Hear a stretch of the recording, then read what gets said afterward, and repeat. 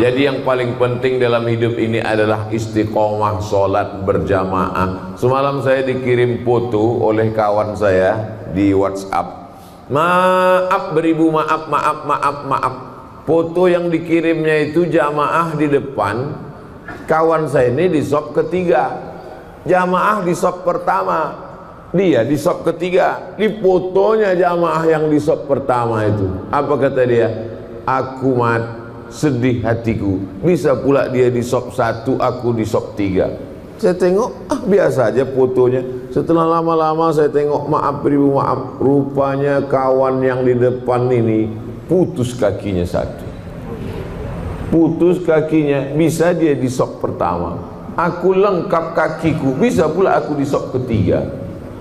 Tak sempurna anggota tubuhnya, tapi sempurna sopnya. Tak sempurna organ badannya, tapi sempurna khusyuknya.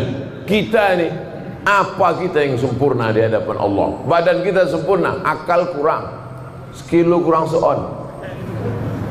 Sempurna badan kita, tak sempurna khusyuk kita. Asal sholat terlambat, Yang parahnya Idul Fitri pun masbuk juga. Ilaha illallah Muhammad Rasulullah. Orang yang sholat berjamaah, maka dia amalnya setahun dibalas 27 tahun. Betul apa betul? Ada orang sholat berjamaah setahun, amalnya bertambah 27 tahun. Dari mana Ustaz rumusnya 27 tahun? Sholatul jamaati, sholat berjamaah, tafdulu sholatal fadzi, lebih utama daripada sholat sendirian. Bisa was ishrina darajah, 27 derajat. Subuh 27, zuhur 27, asar 27, maghrib 27, isya 27. Selama setahun, maka bertambah umurnya berarti 27 tahun.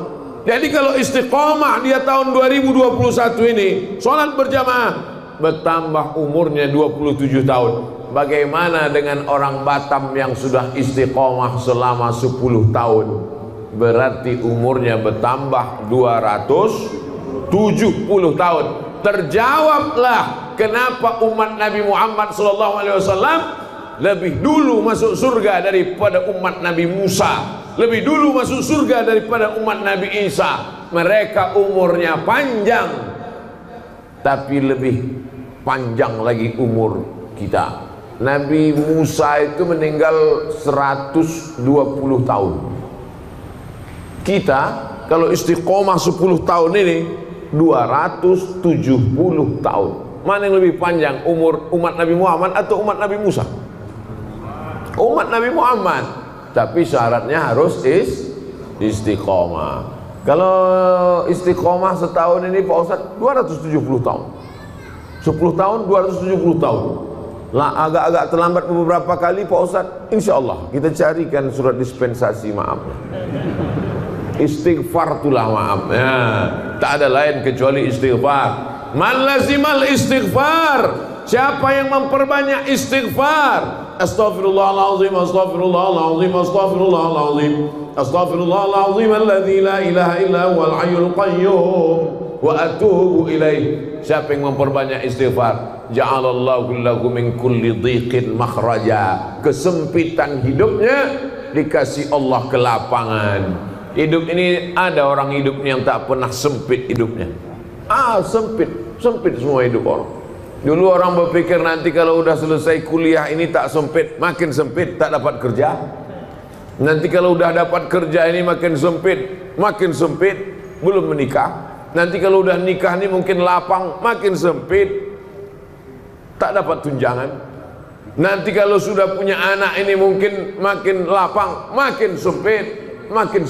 Orang merasa hidupnya sempit. Maka untuk menyelesaikan masalah ini, kata Nabi SAW, banyak-banyak beristighfar.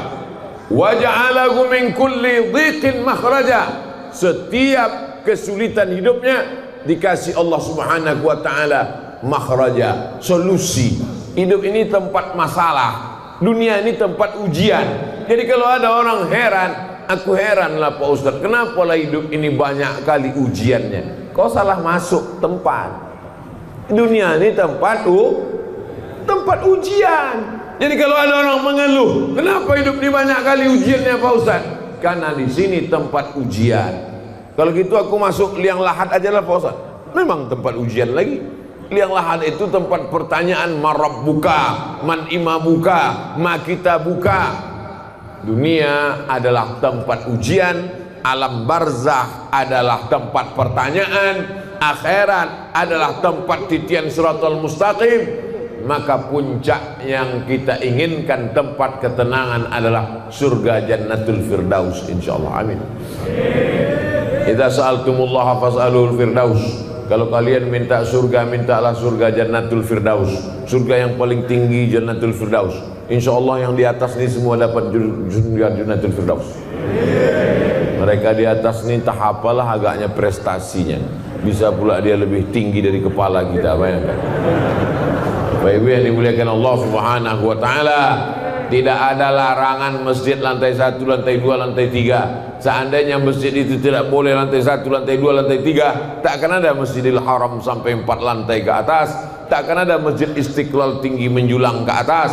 Artinya mereka bukan tidak hormat, tidak sopan, tidak santun. Memang masjid ini sekarang ke atas, karena kalau ke samping mahal pembebasan tanah-tanah. Tapi masjid ini memang ke atas, ke depan perlu lantai atas, lantai paling tinggi di atas tempat convention hall, lantai keduanya tempat orang pelatihan, pertemuan di atas, pelatihan, supaya apa? Setiap tempat itu efektif. Jangan pernah berpikir cukup masjid sampai sekian, tidak. Ke depan masjid mesti lebih ramai.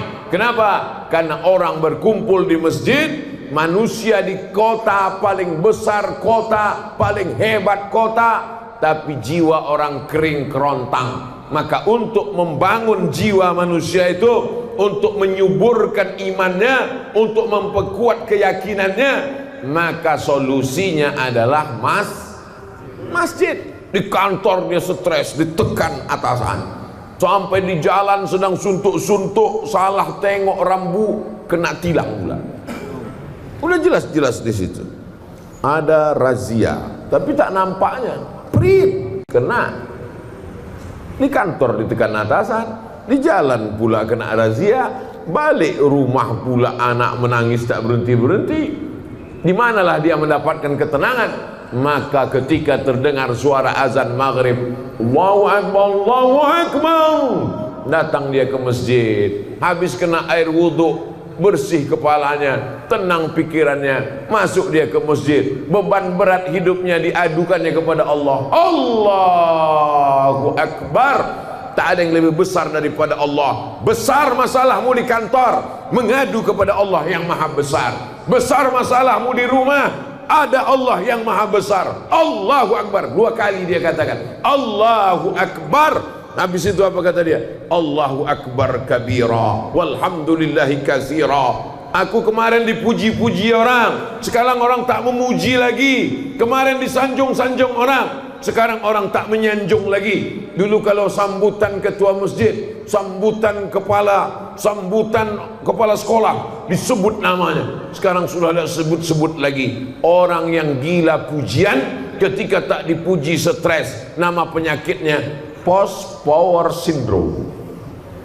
Dulu kalau datang ke masjid disambut orang dengan tala'al badru alaina. Begitu sudah tak ada jabatan, ditengok orang pun tidak, ngerasa tak dihormati.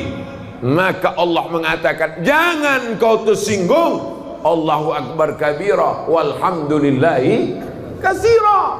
Yang layak dipuji-puji itu cuma Allah. Walhamdulillahi katsira. Dulu diagungkan orang, dulu disanjung orang, dulu dimuliakan orang. Wa subhanallahi bukratan wa asila. Makanya ketika itu dibaca, bergetar pintu-pintu langit, bergoncang malaikat di atas. Siapa yang mengatakan itu? Nabi Muhammad SAW. Ketika sahabat sedang sholat bersama Nabi, Allahu Akbar, ada sahabat di belakang membaca Allahu Akbar kabira, walhamdulillahi katsira, wa subhanallahi bukratan wa asila. Nabi tak pernah mengajarkan doa itu. Nabi mengajarkan, Allahumma ba'id baini wa baina khatayaya kama ba'adta bainal masyriqi wal maghrib. Ya Allah, jauhkanlah antara aku dan dosa-dosaku sebagaimana jauhnya antara timur dan barat. Tiba-tiba selesai sholat, Nabi bertanya, manil qail?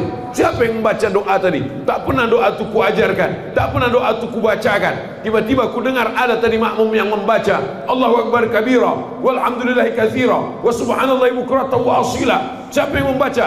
Sahabat pun angkat tangan. Aku ya Rasulullah. Gentleman, mengaku, tidak diam-diam, tidak hanya bersuara lalu menghilang. Aku yang membaca itu ya Rasulullah. Kata Nabi, futihat abwaabus sama, terbuka pintu-pintu langit karena doa yang kau baca. Hadis ini diriwayatkan oleh sahabat Nabi Abdullah bin Umar bin Khattab, anak Umar bin Khattab. Sejak mendengar doa itu, aku tak pernah meninggalkannya walau sekalipun. Allahu Akbar kabira walhamdulillahi katsira wa subhanallahi bukratan wa asila. Saya yakin 90% jamaah masjid ini bacaan iftitahnya Allahu Akbar kabira. Betul? Kita bacanya dari kecil, saking kan hafalnya sudah, tak ingat kita entah kapan kita bacanya. Lajunya kalah Valentino Rossi. Allahu Akbar kabira, selesai. Salat adalah perenungan, salat adalah khusyuk, salat adalah kesadaran bahwa kita sadar kita sedang berhadapan dengan Dia, bukan berhadapan dengan tiang, bukan berhadapan dengan dinding. Salat adalah kita berhadapan dengan Dia. Siapa Dia? Wajjahtu wajhiya, ku hadapkan wajahku. Aku bukan menghadap gubernur, aku bukan menghadap presiden, aku bukan menghadap menteri, aku menghadapkan kepada Dia yang menghidupkan gubernur, yang menciptakan presiden, yang mematikan pejabat-pejabat. Yuhyi wa yumit wa huwa ala kulli syai'in. Wajjahtu wajhiya lilladzi fatara as-samawati wal arda hanifan musliman wa ma ana minal musyrikin. Inna salati wa nusuki wa mahyaya wa mamati lillahi rabbil alamin. Kalau sudah kita serahkan semua urusan kita ke Pak Kades, insya Allah selamatlah KTP kita. Amin.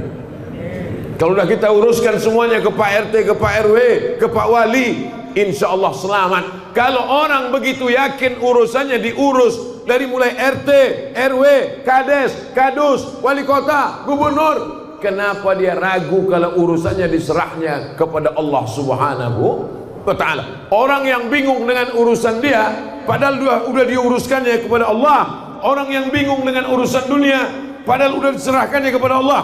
Sama seperti orang naik pesawat, dipeluknya kopernya. Naik dia ke pesawat, dipeluknya kopernya, kuat-kuat. Datang pramugari tanya, Pak, kopernya di atas aja. Enggak, aku takut jatuh. Apa pula kau takut kopernya jatuh? Kau aja pun belum tentu selamat sampai tujuan.